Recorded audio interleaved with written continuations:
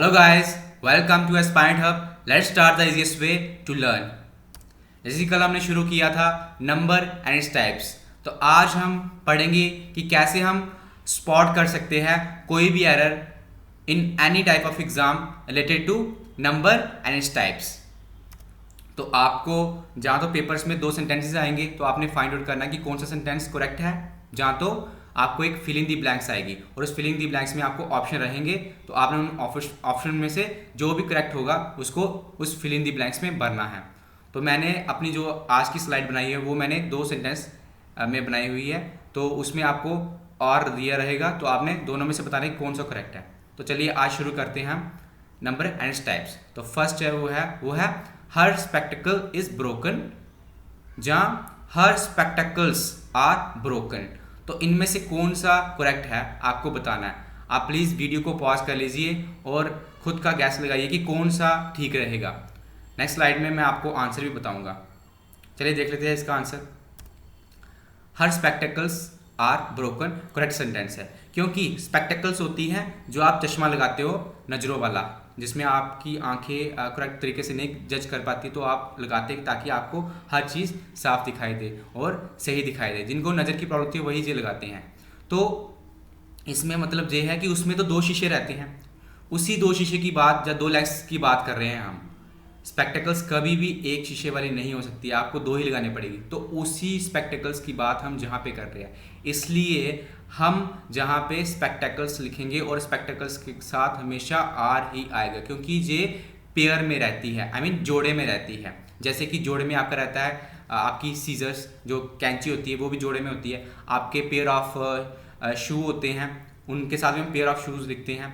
जहाँ pair of socks लिखते हैं, जो आपकी जुराबें होती है वो भी पेयर में होती हैं। जो भी चीज़ पेयर में होगी उसके साथ हम उसको पेयर फॉर्म में लिखेंगे, जहाँ प्लूरल फॉर्म में लिखेंगे, तो उसके साथ हमेशा आर ही आता है। तो आज का जो करेक्ट सेंटेंस है वो है हर स्पेक्टिकल्स आर ब्रोकन। चलिए सेकंड सेंटेंस देखते हैं।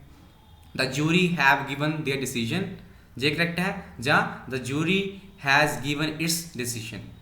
तो इसमें देख लेते हैं कौन सा करेक्ट सेंटेंस है। तो जो जूरी का वर्ड जो यहाँ पे यूज़ किया है वो एक कमेटी के लिए किया हुआ है। जूरी मीन्स क्या है कि अ कलेक्शन ऑफ जजेस। तो जज होगा एक, अगर दो जज होंगे वो दो जजेस, इट मीन्स कि वो जजेस होंगे। लेकिन अगर उन जजेस की हम एक कमेटी में आते हैं, वो सभी एक ही कमेटी में आते हैं, तो हम उस कमेटी का नाम लेंगे, ना कि उन जजेस का नाम। जैसे अगर स्कूल की बात होती है तो स्कूल में हमारा नाम नहीं आता है, लेकिन सिर्फ स्कूल का नाम आता है। जैसे बड़े सारे स्कूल है लेकिन वो एक ही बोर्ड में आते हैं, तो हम सिर्फ बोर्ड का नाम लेंगे, कौन सा बोर्ड है, ना कि स्कूलों का नाम। तो इसलिए हम यूरी के साथ हमेशा सिंगुलर फॉर्म ही लगाते हैं। तो यही सेंटेंस करेक्ट होगा, the Yuri has given its decision. Third है हर हेयर्स आर ब्लैक, जहाँ हर हेयर इज ब्लैक। तो चलिए देख लेते हैं इसका correct answer. Her here is black correct answer, क्योंकि जहाँ पे हम हेयर की बात करें उसके हेयर ग्रे है या ब्लैक है, ना कि हम काउंटिंग कर रहे हैं। जब काउंटिंग की बात आएगी तो वो अलग तरह का सेंटेंस बन जाएगा, वो प्लूरल फॉर्म में होगा। लेकिन जहाँ पे हम सिर्फ हेयर की बात करें, सेम टू सेम जैसे मैंने कमेटी की बात की ना कि लोगों की बात, तो उस कमेटी का जब नाम लेंगे तो वो कमेटी सिंगुलर होगी। हाँ, उसमें पीपल जो आपके उसमें जो भी लोग होंगे वो प्लूरल हो सकते हैं, लेकिन जब वो एक ही चीज़ में आ गए वो आपकी बन गई सिंगुलर कमेटी। कमेटी हमेशा सिंगुलर ही होती है, ठीक है। तो आपका जो सही रहेगा वो ये रहेगा her hair is black. Same to same मैंने एक कॉपी किया हुआ क्वेश्चन, तो ताकि आपका डाउट क्लियर कर पाऊँ। तो जहाँ पे मैंने ग्रे जो हेयर है उनको मैंने प्लूरल फॉर्म में यूज़ किया हुआ है, तो अब देखिए किस तरह से प्लूरल फॉर्म में आएगा।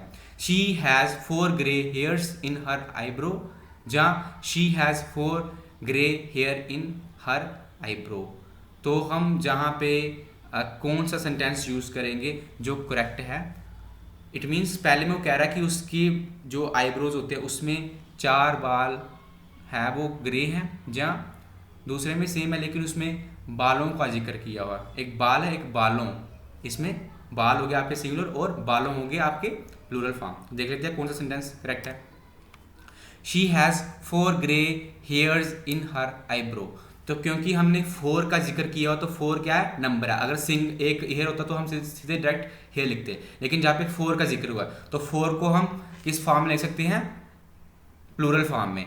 तो जहाँ पे हम लगाएंगे हेयर्स, तो जो करेक्ट सेंटेंस बनेगा वो बनेगा she has 4 grey hairs in her eyebrow.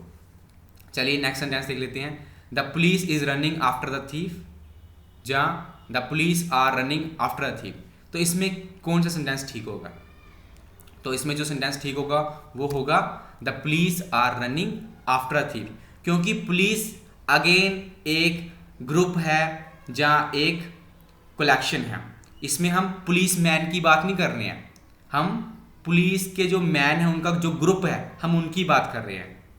तो पुलिस जब भी वर्ड यूज होगा वो होगा प्लूरल फॉर्म में। इट मीन्स कि उसके अंदर जो चीज़ें हैं वो है प्लूरल, तो वो पुलिस क्या हुई? एक कलेक्शन हुई। तो इसके लिए हम लगाएंगे पुलिस के साथ आर, तो जो सही सेंटेंस बनेगा वो बनेगा the police are running after the thief. इसका मतलब ये है कि पुलिस भाग रही है किनके पीछे?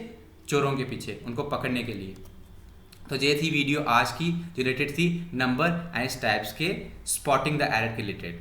तो अगर आपको ये वीडियो अच्छी लगी हो तो प्लीज़ ज़्यादा से ज़्यादा इसको शेयर करें, कमेंट करें एंड सब्सक्राइब करें एस्पायरेंट हब। Thank you.